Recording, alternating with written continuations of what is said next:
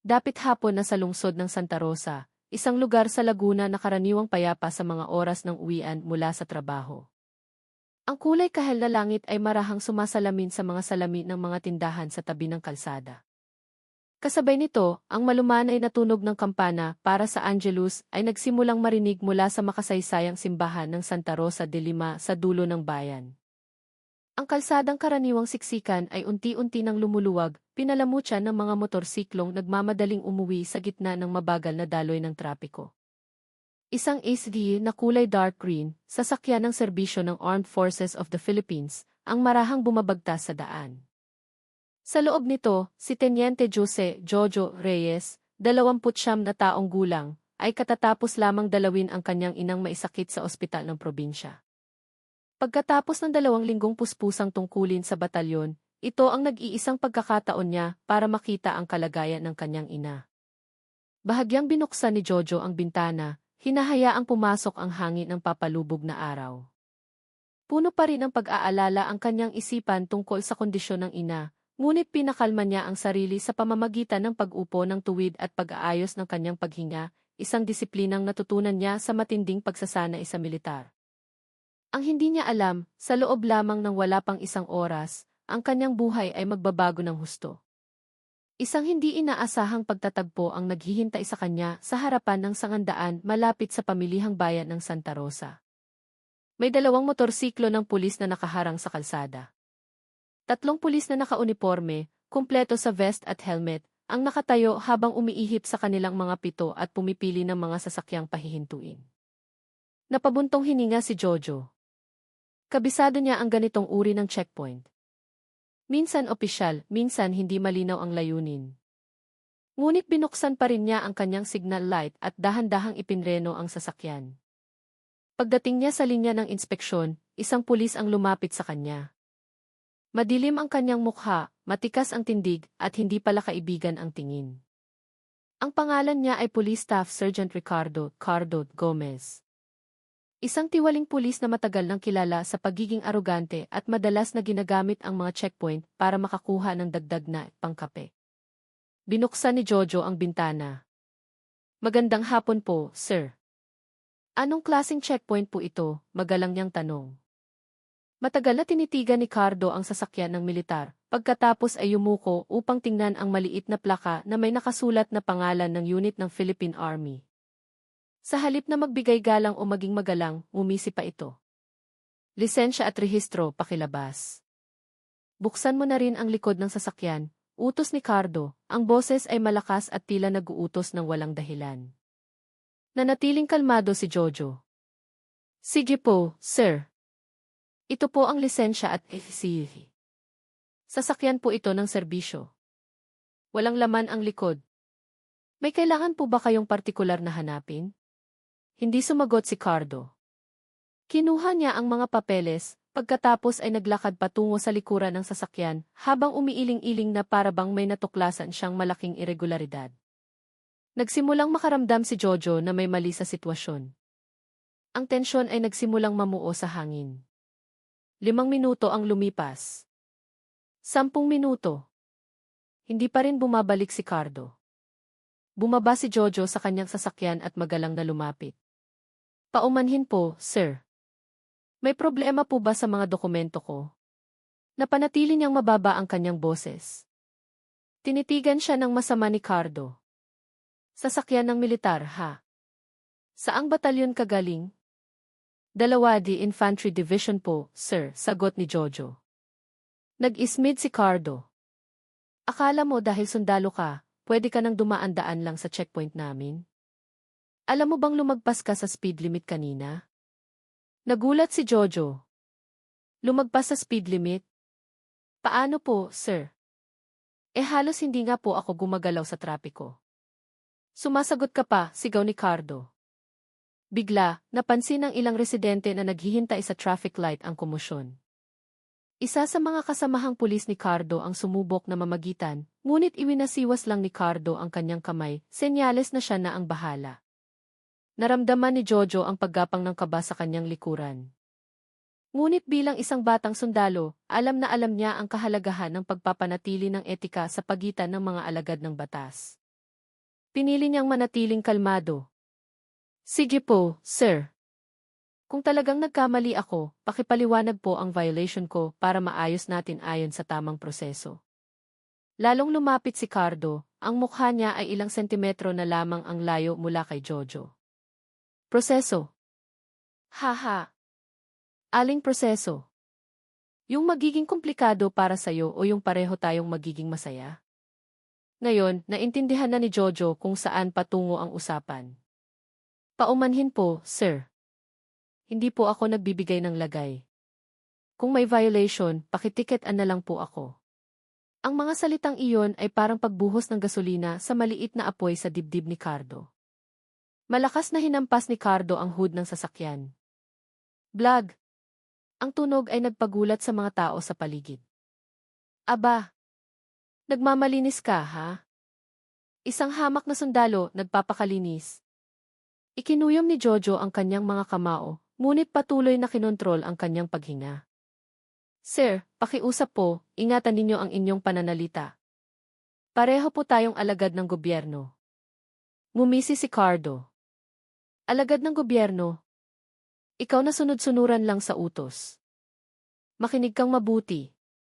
Kung ayaw mong ayusin to ng mabilisan, kukumpiskahin ko ang lisensya mo, ang sasakyan mo, at sasama ka sa presinto. Naramdaman ni Jojo ang galit na namumuo sa loob niya. Ngunit naaalala niya ang payo ng kanyang ama, kapag nagpadala ka sa galit, talo ka. Nakita niya na may ilang residente na nagsimula ng mag-video gamit ang kanilang mga cellphone. Ilang motorista ang nagbubulungan. Alam ni Jojo na kung hindi niya kokontrolin ang sitwasyon, maaari itong mauwi sa isang malaking gulo. Sir, nakikiusap po ako, wag na po nating palakihin ang sitwasyon. Handa po akong sumunod sa proseso, pero huwag po kayong magsimula ng gulo. Lalong naging emosyonal si Cardo. Gulo? Ikaw ang gumagawa ng gulo. Makinig ka, sundalo. Ayoko sa asta mo. Bigla, hinawakan ni Cardo ang balikat ni Jojo at itinulak ito. Napaurong si Jojo. Nagsimulang magpanik ang ibang pulis. Sir Cardo, tama na, huwag kang manakit, sabi ng isa. Sarge, miyembro rin yan, tama na, sabi ng isa pa. Ngunit sinigawan ni Cardo ang kanyang mga tauhan. Manahimik kayo. Ako ang hepe ng checkpoint na ito. Tinitigan siya ni Jojo. Sir, ayoko po ng gulo. Pakibalik na lang po ng mga papeles ko. Isang masamang ngiti ang gumuhit sa labi ni Cardo. Makukuha mo lang to pabalik kung maintindihan mo kung paano ang sistema. Ngayon, tuluyan ang naintindihan ni Jojo. Humihingi ito ng pera para sa kiareglo. Dahan-dahan siyang umiling. Paumanhin po, sir. Hindi po ako nagbibigay ng ganyang pera. Sandaling natigilan si Cardo. Tumigas ang kanyang panga. Tila may isang bagay sa loob niya ang sumabog. Mabilis na naglakad si Cardo patungo sa sasakyan ng militar. CJ, kung ayaw mong sumunod, ako ang gagawa ng paraan para sumunod ka. Hinabol siya ni Jojo. Sir! Hoy, huwag ninyong galawin ang sasakyan. Ngunit hindi nagpatinag si Cardo. Binuksan niya ang pinto ng sasakyan, sinuri ang dashboard, at pagkatapos ay malakas na sinipa ang gulong sa harapan, na tila doon ibinubuhos ang kanyang hindi makontrol na galit. Nagpanik ang ibang pulis. Sir Cardo, huwag ganyan. Nakikita tayo ng mga tao. Iwinasiwas ni Cardo ang kanyang kamay. Hayaan nyo. Para makita ng lahat ang nagmamalinis na sundalong ito. Lumapit si Jojo para sana pakalmahin siya, ngunit biglang lumingon si Cardo na may tingin na puno ng paghihiganti. Akala mo natatakot ako sa'yo? Binuksan niya ang kanyang belt bag at may kinuha. Isang malaking lighter, ang uri na karaniwang ginagamit sa paninigarilyo. Natigilan si Jojo. Sir, wag po kayong magbiro ng ganyan. Lumapit si Cardo sa tangke ng gasolina, tinatapik-tapik ito gamit ang lighter. Huling tanong, magbabayad ka o pagsisisihan mo to? Humakbang si Jojo. Sir, wag po kayong gumawa ng kalokohan. Sasakyan po ito ng gobyerno. Pwede kayong makasuhan ng malaki. Ngumiti si Cardo na parang wala sa sarili. Kaya nga mas masaya. Sinindihan niya ang lighter. Sir Cardo, sigaw ng isang pulis. Mabilis na tumakbo si Jojo para agawin ang kamay nito. Ngunit huli na ang lahat. Ang apoy ay nagliliyab na. Inilapit ni Cardo ang maliit na apoy sa ilalim ng bumper.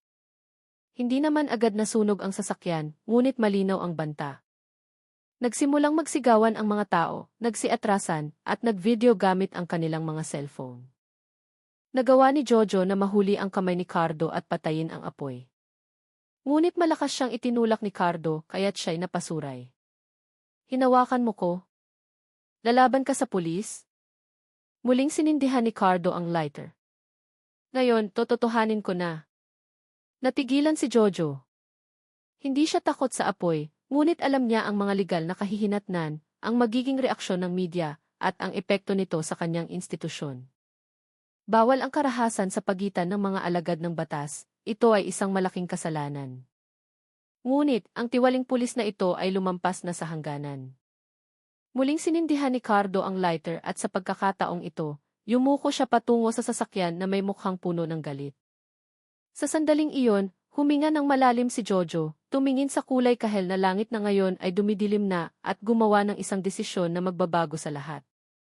Idiniin ni Cardo ang lighter sa plastik na bahagi sa ilalim ng bumper.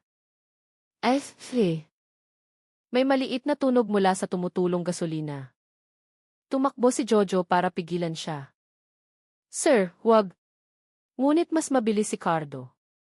Ang maliit na apoy ay kumapit sa tumagas na gasolina. Hush! Isang malaking apoy ang biglang sumiklab, nilamon ang likurang bahagi ng sasakyan. Napasigaw ang mga tao. Napatakbo palayo ang dalawang kasamahan ni Cardo sa sobrang takot.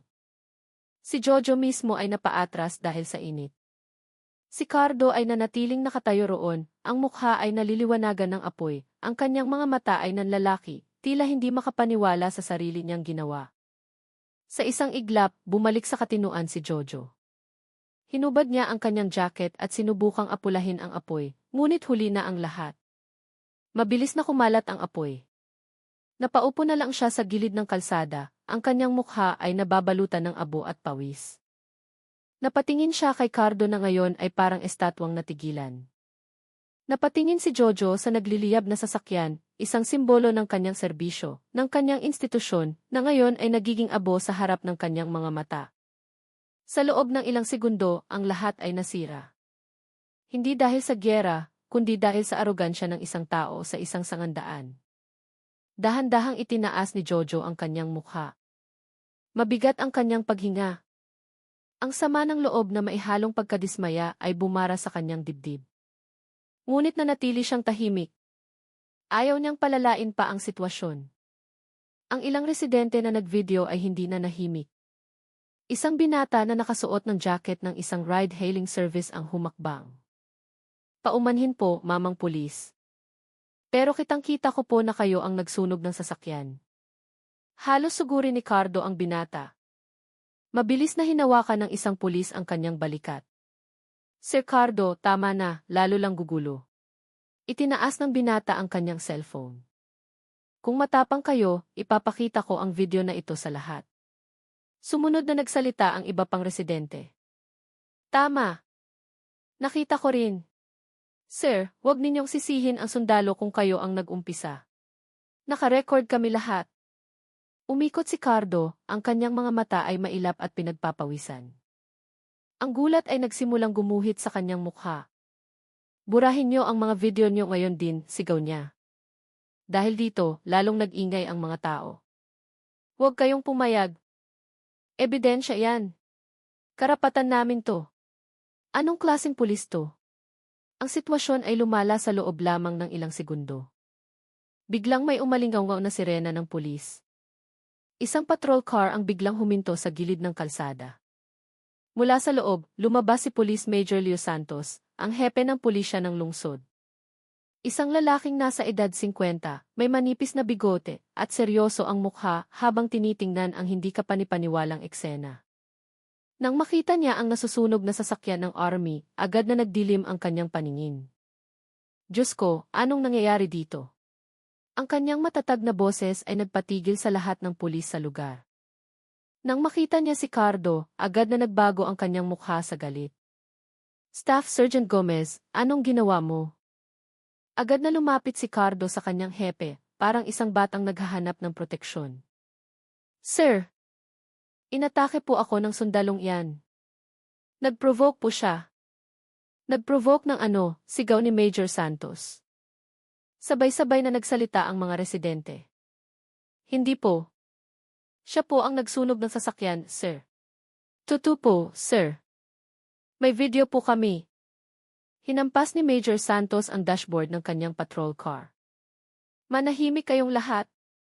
Ang sigaw na iyon ay sapat na para magulat ang lahat. Tumingin siya kay Jojo na nakaupo pa rin sa bangketa, pagod ang itsura at may abo sa kanyang sentido. Anak, taga saan kang unit? Dahan-dahang tumayo si Jojo at sumaludo, kahit nanginginig ang kanyang katawan. Lieutenant Jose Reyes, 2nd Infantry Division, sir. Huminga ng malalim si Major Santos. Anak, humihingi ako ng paumanhin. Hindi ko alam na mangyayari ito. Yumuko lang si Jojo. Ayaw ko rin po sanang mangyari ito, sir. Tinitigan ni Major Santos si Cardo, ang kanyang mga mata ay nag-aapoy. Ang lakas ng loob mong sunugin ang sasakyan ng gobyerno.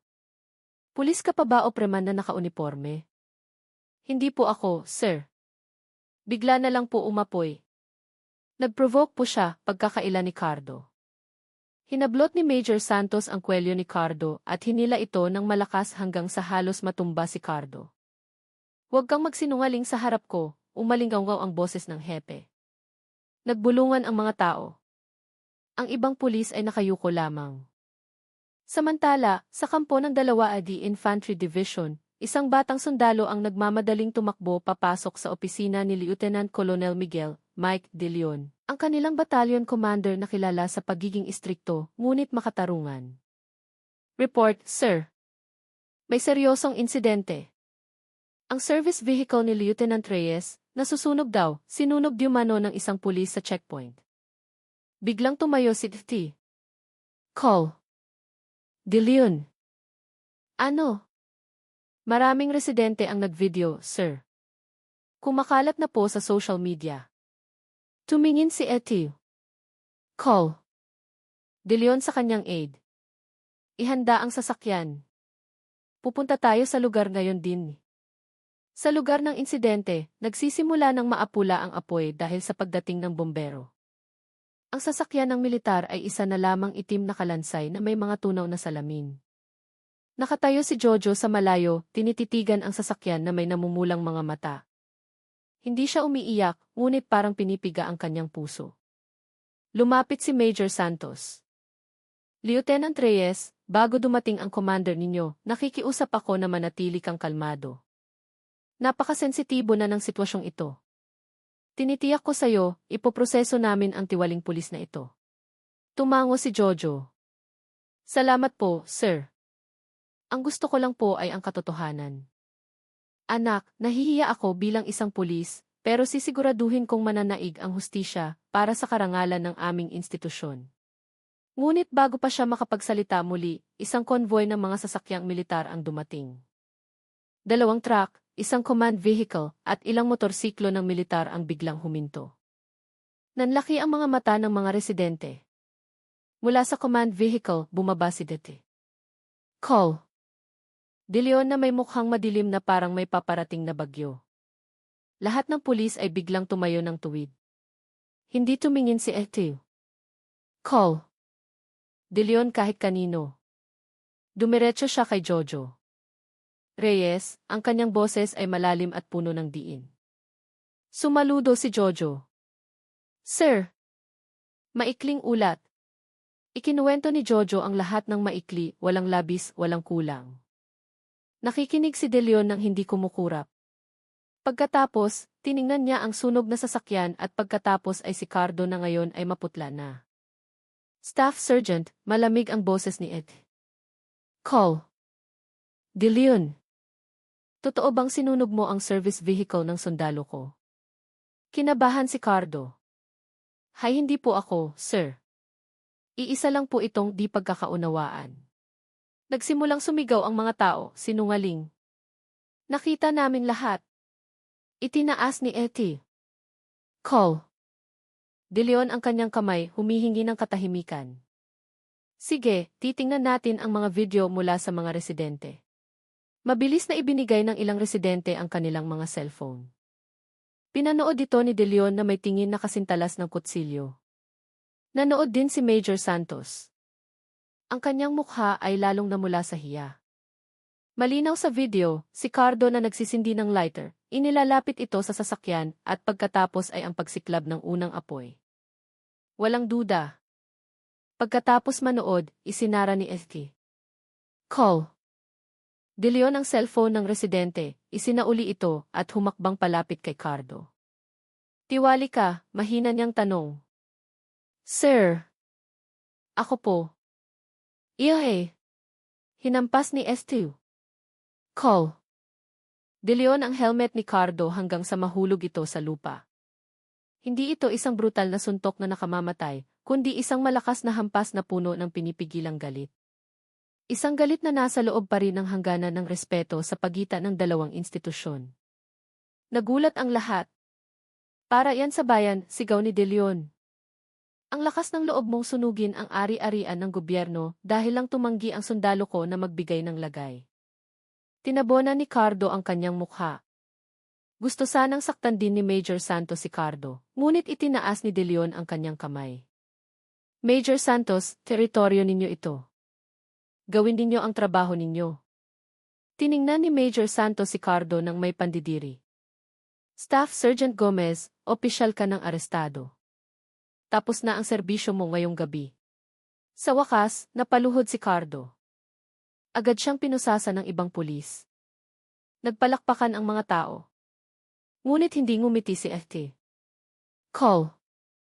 De Leon. Tumingin siya sa mga residente. Nagpapasalamat ako sa lahat ng residente na nagvideo ng pangyayaring ito.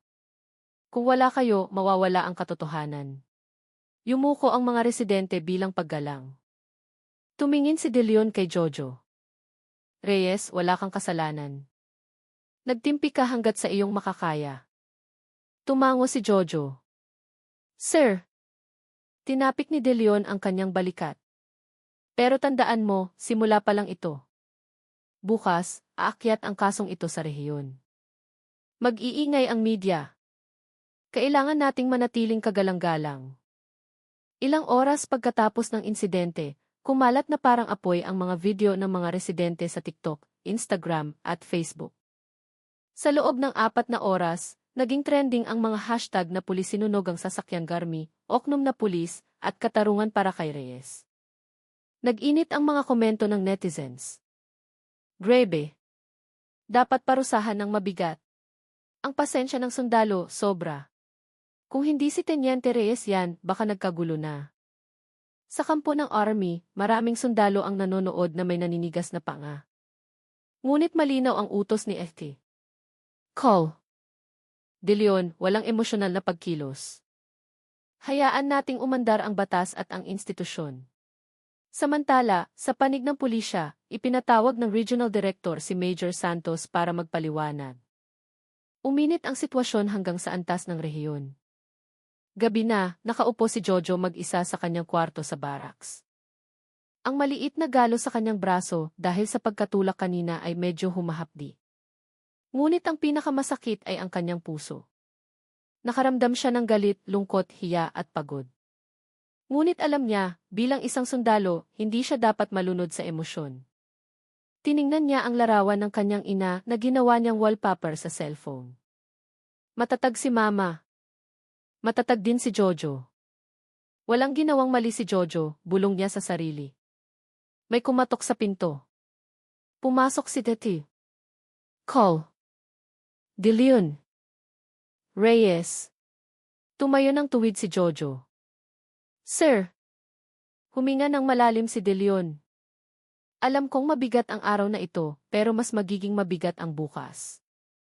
Tumingin ng diretso si Jojo. Handa po ako, sir. Matagal siyang tiningnan ni De Leon. May malaking pulong bukas ng umaga. Mag-uusap ang isi at ihi para talakayin ang insidenteng ito. Napalunok si Jojo. At hihilingin sa iyong magbigay ng opisyal na testimonya. Lalong tumuwid ang tayo ni Jojo. Sir! Tinapik ni F2. Call. De Leon ang kanyang balikat. Matulog ka na. Bukas, kailangan ka ng bayan. Pagkaalis ni De Leon, ipinikit ni Jojo ang kanyang mga mata. Alam niyang bukas ang araw na magtatakda ng kanyang kapalaran at ng kinabukasan ng relasyon ng dalawang malalaking institusyon sa Pilipinas. Sa labas ng barracks, maririnig ang huni ng mga kuliglig. Sa social media, patuloy na viral ang video. Sa himpilan ng pulisya, umiiyak si Cardo sa loob ng selda, pinagsisisihan ang kanyang sinapit. Samantala, ang gabi ay patuloy na lumalalim, walang pakialam, dinadala ang lahat patungo sa isang umaga na maaaring mas madilim o magbubukas ng daan patungo sa katotohanan. Kinabukasan, mas mabigat ang pakiramdam sa Maynila kaysa karaniwan. Hindi dahil sa panahon, kundi dahil ang buong atensyon ng publiko ay nakatuon sa pinagsamang pulong ng Dihi at Dihi na magpapasya sa kapalaran ni Staff Sergeant Gomez at sa hinaharap ng relasyon ng dalawang institusyong sandalan ng seguridad ng bansa. Sa labas ng gusali, nakahilera ang dose-dose ng mga mamamahayag, nakaangat ang mga kamera, nakatutok ang mga mikropono. Ano ang kasunod sa kaso ng pagsunog sa sasakyan ng Army? Totoo bang lumalala ang tensyon sa pagitan ng dalawang institusyon? Hihingi ba ng opisyal na paumanhin ang IS? Mula sa malayo, bumaba si Teniente Jojo Reyes mula sa isang bagong service vehicle na amoy bago pa. Plansado ang kanyang uniforme at diretso ang kanyang lakad.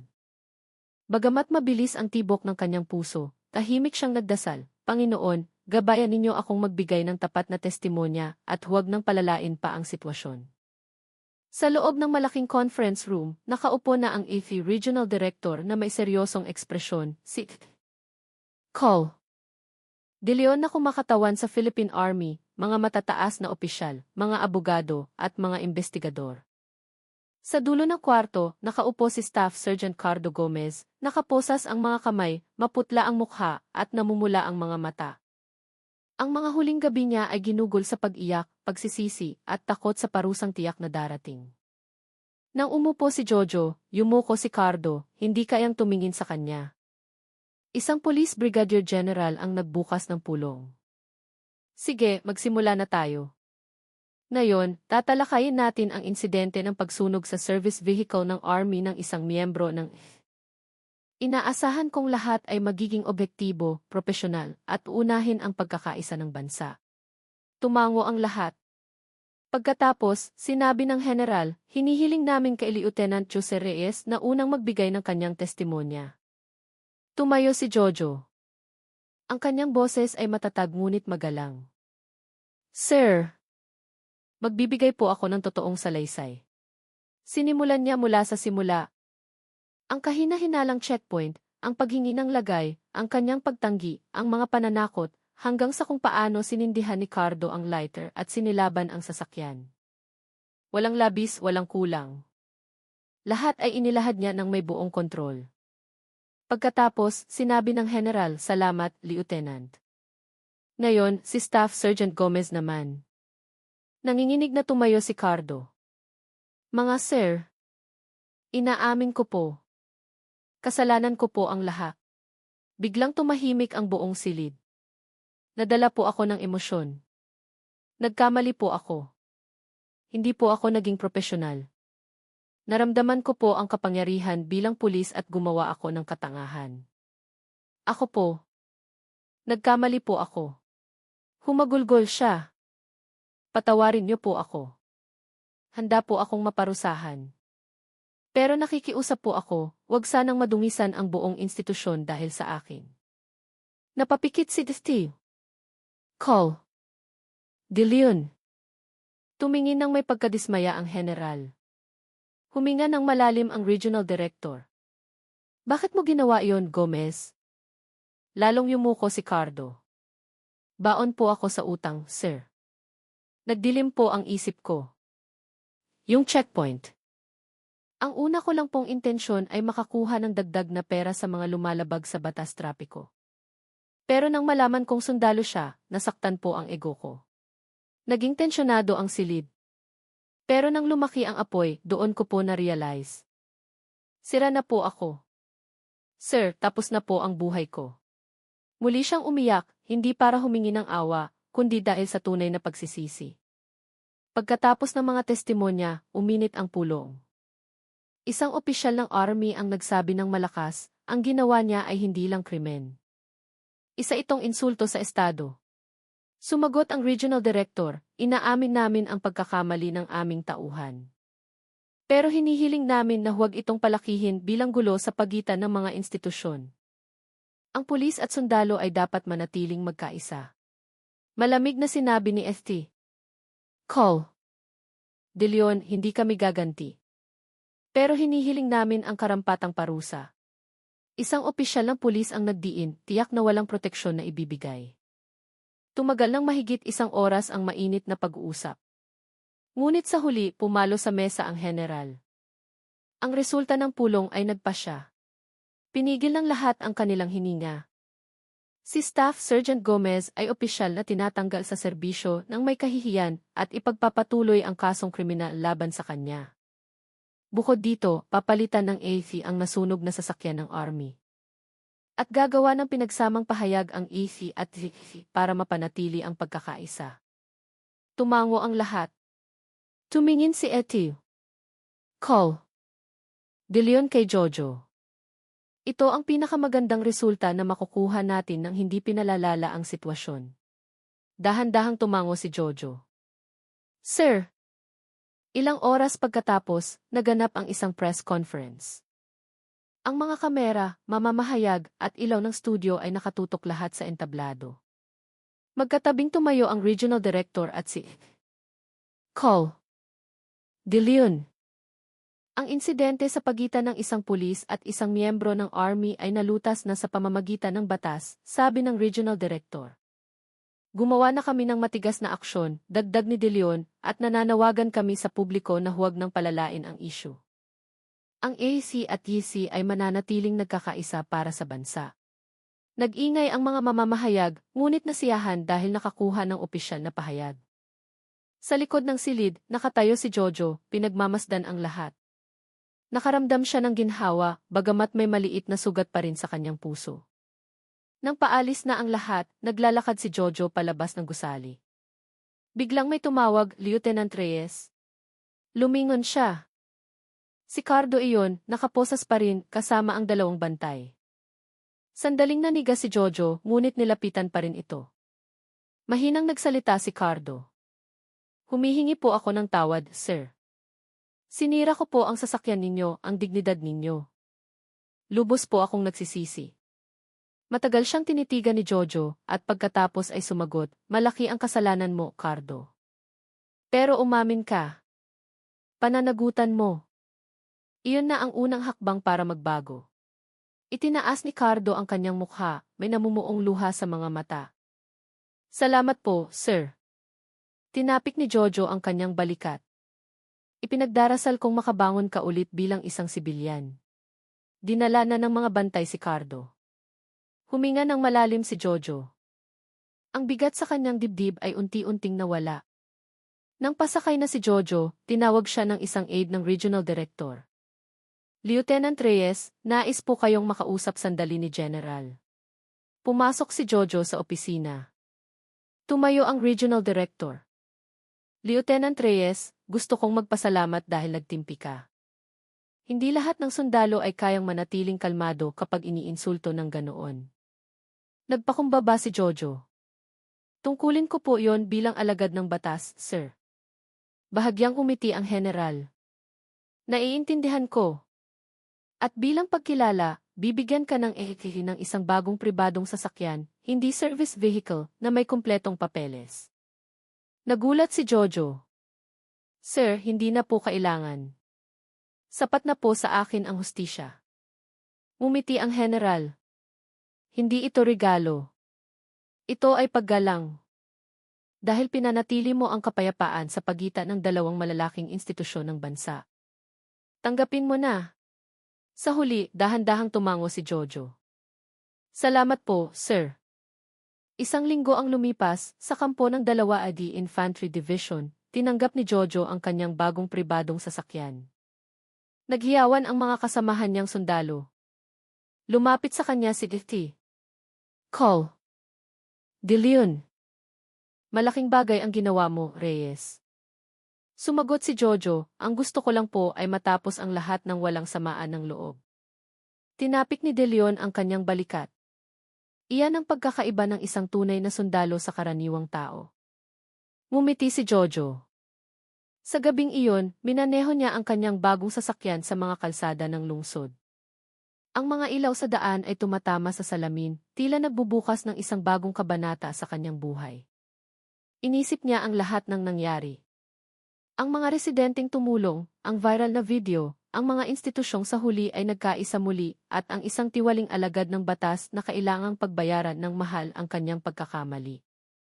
Huminto siya sandali sa isang maliit na tulay, pinagmasdan ang ilog na tahimik na umaagos. Salamat sa Diyos, natapos ang lahat ng walang digmaan, bulong niya. Dahil sa huli, ang kanyang katapangan ay hindi nasusukat sa kung gaano kalaki